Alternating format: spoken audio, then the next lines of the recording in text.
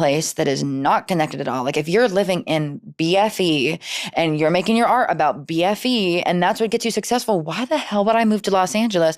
What am I going to write about? Sunset Boulevard? Like I don't. Been done. Many have tried. What do I have to say about that? So I'm like, let me stay at home where the inspiration, like why would I leave the well? I need to stay by it if I want to continue drinking and having this inspiration. So I'm like, I love the South. I love where I grew up, just the landscape itself, you know, the people. I'm like, I want to walk into the grocery store barefoot and not have people look at me funny. I'm like, that is what I want. That's Erewhon, what I can't grew do up. that. I bet there's some There's barefoot probably in Erewhon a at this point. side, yeah.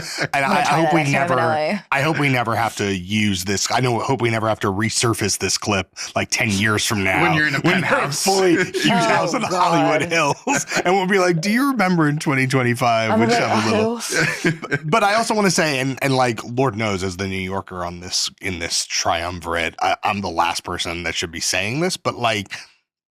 The amount of cultural clash that can happen outside of a major urban center, that is where the productive friction that makes fascinating pop culture comes from.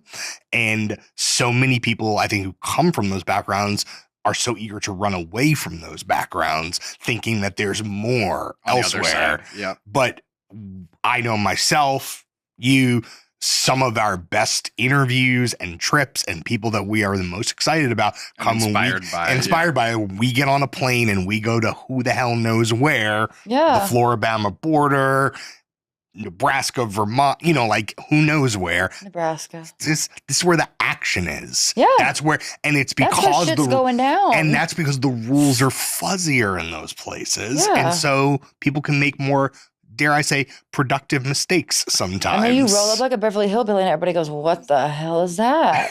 It's also, I think the culture clash that John's referring to, like you both fit in, but also you stand out in those places. Yeah. And I think that tension But is I want more of important that. too. I'm like, people, like I honestly thought when I entered this industry that more people were going to have a similar story of like, oh yeah, I come from whatever, and then I came here, but it's like no, they just went to private school. Yeah, and they just have their parents worked in the parents are industry. famous. yeah, and I was like, okay, y'all, so y'all don't, No. okay. No. But what about the business impulses that then become more present here? Because it seems like after the success of Preacher's Daughter, you toured it a lot. I'm sure you sold a lot of vinyl. You know, your Spotify numbers are like quite high for somebody that makes the kind of music that you do. And then it seems like maybe you tried to scare off some of the casuals with Perverts a little bit. And then with this new album, Will It Be Tucker, like it comes time to like, all right, you're probably going to want to tour again. You're probably going to want to get your balance back up. You have a record deal. How did those business impulses, you have a manager now, which you didn't when we first met. How did the realities of this becoming a career affect the art going into this album? Talking again, continuing on from talking about you have to accept the public perception and whatever, you also have to accept when you make a business out of your passion, it is going to fundamentally forever change the way that you create. You can maybe find your way back, but it will not be the same. You only get one debut. Like I will never make a record the way that I made Preacher's Daughter, which has been heartbreaking over the past couple of years of realizing that, you know, Will It Be Tucker was a very different album process, a lot more frustration, a lot more heartbreak, a lot emptier.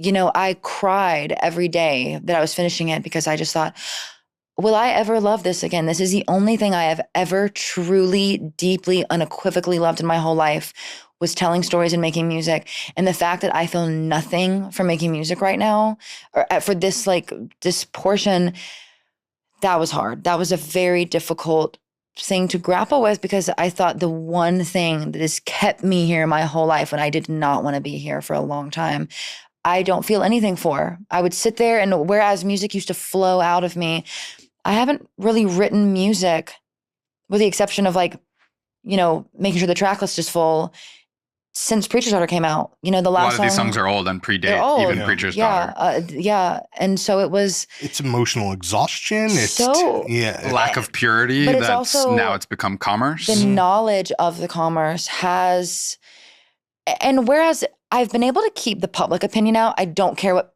music people want from me. I really don't care what genre you want to see me do. It's like, if I want to make, I did the swing from like, I'm going to make pop, and then, oh, I hate pop, I'm going to make drone. And then everybody's like, oh, wow, thank God I hated her pop shit.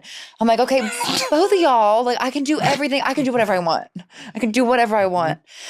And so now that that's all out of the way, and I don't, I'm not really worried what music people want from me, but it's still like, this is a business. This is what funds my life. I do not want to have to go back to working a day job like I did for so many years to fund the music. This is my livelihood.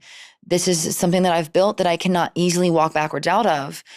So I do have to find the compromise of, we put out an album, I tour it, I make a pop song or two, I do this, I enjoy that. But then I love drone music.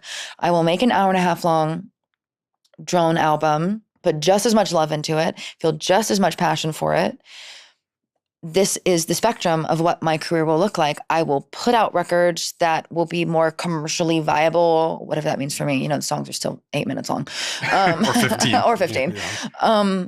And then I will go do this. It's like whatever I've really had to, in order to combat the emotional exhaustion and the frustrations with creating art, the main thing I've had to get back into is saying, if we're going to do this forever, we have to split the difference, and we have to know that whatever endeavor is desired up here, we have to chase it. If you want to make a pop song, go make the pop song. If you want to make a drone record, make the drone record.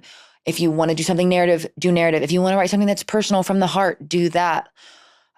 I'm having to force myself to remember and get back into the mindset of the reason this project succeeded with all of the song links and the genre bending and the whatever is because it was authentic and because you chased every rabbit down every trail that you wanted.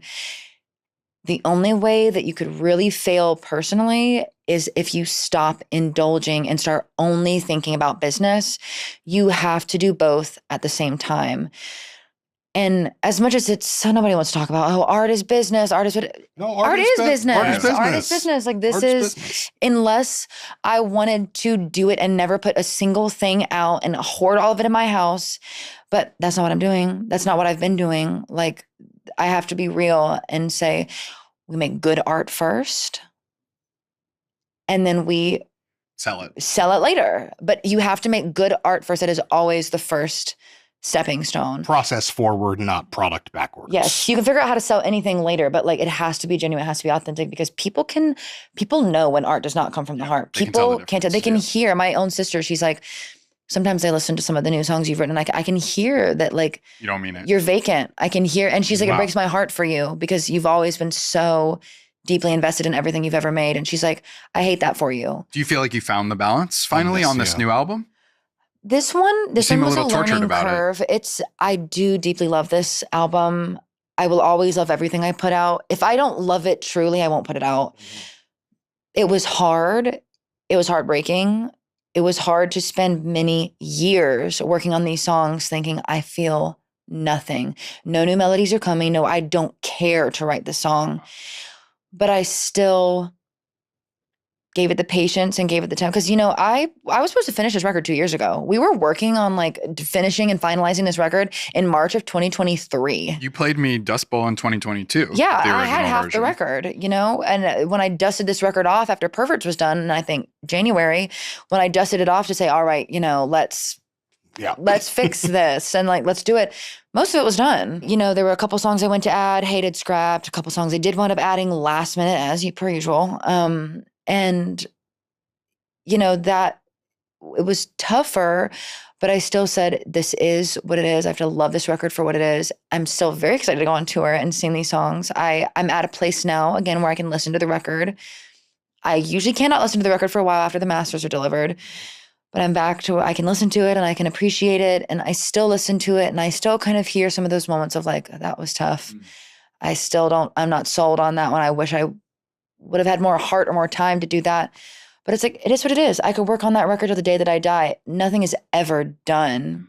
It's just, where am I capping it at? When am I choosing to cut it off? And, Willoughby Tucker, I will always love you. And so where are you at with your good. record deal and the future of your career? Are you still signed to prescription? Be independent as of this record's release. Congratulations. Thank you very much. I'm looking forward to being the, fully in control of my everything moving forward. I've always been very independent. Of course, I do everything myself, and I've always been very adamant. I'm very neurotic. It's very hard for me to have other cooks in the kitchen.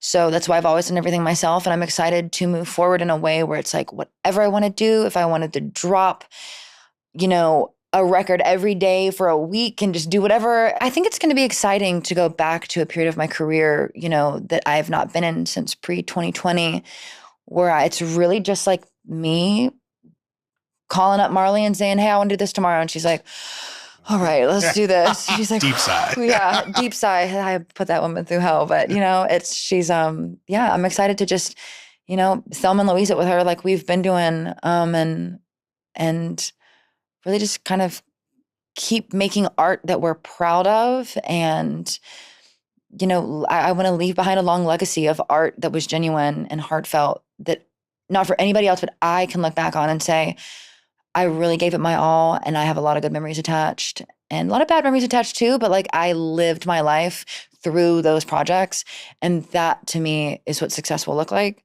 And I'm just excited to succeed in that manner. Let's eat a snack. Yeah. Can we please? Yeah. Give me candy. Every episode of Popcast, we close eating a rare and in many cases insane snack. Mm-hmm. You went over to our pantry, which is a table filled, which is robust right now, and you chose the gummy banana peelers. Peelers are hot right now. Are they? I or bought they're them in every CVS. Okay, so I want to say, as a child, I didn't eat terribly healthy. As a child? As an older child as well, I do not eat terribly healthy. And so for many years, I had a lot of anxiety around fruits and vegetables. It's sort of like, no, just we're being honest here. Yeah, we're gonna make John try a kiwi on Popcast someday. This is what Snack Segment is about. Recently, this is what Snack Segment is about. And so bananas were the first fruit that I felt totally like at peace with eating. I feel that. And that flavor profile has become very comforting to me over the years. Bananas famously, gummy banana famously true to banana flavoring. Really? No, I'm kidding. Oh, okay. No, because artificial banana, it's you its like own banana thing. Laffy Taffy? Yes, and also Jelly Bellies, banana Jelly Bellies. Wow, rare Jelly Belly. The gummy bear or really gummy, what? Jelly Belly jelly beans. Yeah, jelly the jelly bean texture. No. Gritty. I do want to say though, the the richness of the flavor of the Jelly Belly banana flavors. The gross ones, like the vomit ones. Oh yeah, like I'm like leaning away no, from it's the like microphone. the Harry unbearable. Potter. Yeah. So I saw these and I said, banana candy, my safe space. So what I understand about peelers with a Z is that you can actually peel it. Like it's a banana. Did not know. With you eat the whole part with or a coating. just... I think you can eat the whole thing, but I think you can take it apart. All right. So take as many as you'd like, try, and then we rank it out of 10. All right. It's like an evil baby bell cheese. Yes. Oh, they're squishier than I thought. Okay. All right, let's see. Shall we? All right, the peel is not clean, I will say. Wow. Banana the scent smell That is smells so intense. good. Oh my God. Oh my God. Wow. The chemicals. I don't- Whoever was working can on you actually chemicals on this peel? one, You they hit it did out of the park. Yeah. I don't know how. That's okay. Now I'm getting roast. It doesn't peel really well, No. right? No, I don't. No, I don't know about that. Yeah, the peeling is not. They're overselling the peeling. Okay, I want that back. Oh my God. Huh. Gut. So I'm trying to peel it, but my hands are getting really sticky. I'm gonna say it's at a level of moistness that I'm really struggling with. No, I'm not struggling. You're That's not. good. I like that. Do Okay. you want to know something weird about bananas? Always. Okay, so I've heard, this could be complete hearsay, I don't know. Someone told me one time that the reason that artificially flavored bananas don't taste like the bananas that we know is because it's actually based off the flavor profile of a now extinct strain of banana. I think that's true. Have like a blight and like chili or something. I'm into that. Yeah, let me go. Good lore, even if it's apocryphal. I've got you.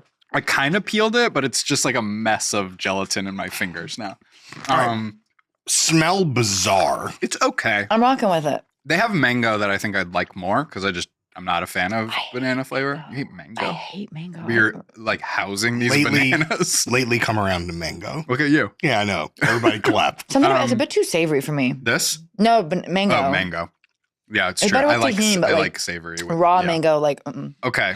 I don't know. I'm going to say, as I think I'm the least enthusiastic about this, I'm going to say 5 out of 10. Like, not fun and really an intense banana. If you like banana gummies, you'll love these peelers. yeah, I'm going to say it tastes like Laffy Taffy. 5 out of 10. Yeah. What do you make about the difference between The inside and the outside. the density of the outside and the density of the inside? I ate my peel. The inside is easier to chew. The outside's a little tougher. A little too tough. It feels like the outside's a tiny bit too tough, but the inside's a little not tough enough. I need to wash my hands. It's good. Okay, so You've had like 6 now, so I think I've you. had more than all right, 6. good. Okay. You want to rate This is before actually you rate? embarrassing. You rate than me? Oh, 10 out of 10. Wow. Wow. Come on. I'm in between y'all. To me, it's the violence of the smell is not consistent. It's not consistent with the kind of moist optimism of the snack itself. I'm gonna say He's the critic of the bunch, as you could tell. All right. to me by trade. it's a 7.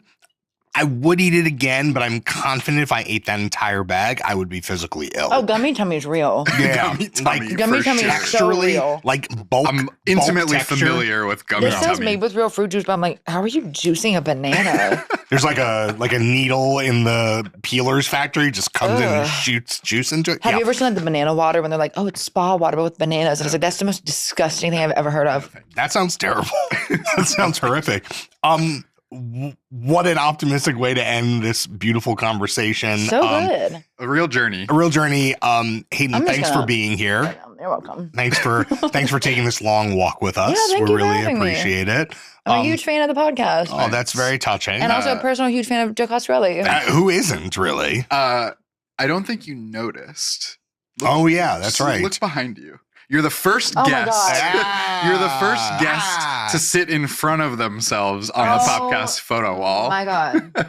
That bed has no box spring. It was so painful. Alongside Who made the quilt? alongside some real legends, I have to say. Etsy made the I thought you were quilt. saying I wanted maybe to grandma. nail it. I like- wanted to nail it to my wall and like really fuck it up. So I didn't want to like use that heirloom. So I something fun. Okay. Anyway, you sat this whole time in front of yourself. I knew I was being watched. Yes. The older version of yourself checking in on the new version Yes, of yourself. new and improved. Doesn't live in Alabama. I think I have like an actual savings fund now. She was broke. But yeah, probably Alabama could return to Alabama. I think I might move back there. I'm already gotta go leave Florida. But anywhere but the coast. You're restless, we'll say. Yes. Thank you again for being here. Willoughby Tucker, I'll always love you at August 8th. Thanks again. Thank you so much. Every podcast ever is at nytimes.com/popcast. Check us out on YouTube, TikTok, Instagram at Popcast. There are so many people in the room today. Our producers are in the room and they're at home and they're editing. Credits in bio. We'll be back next week.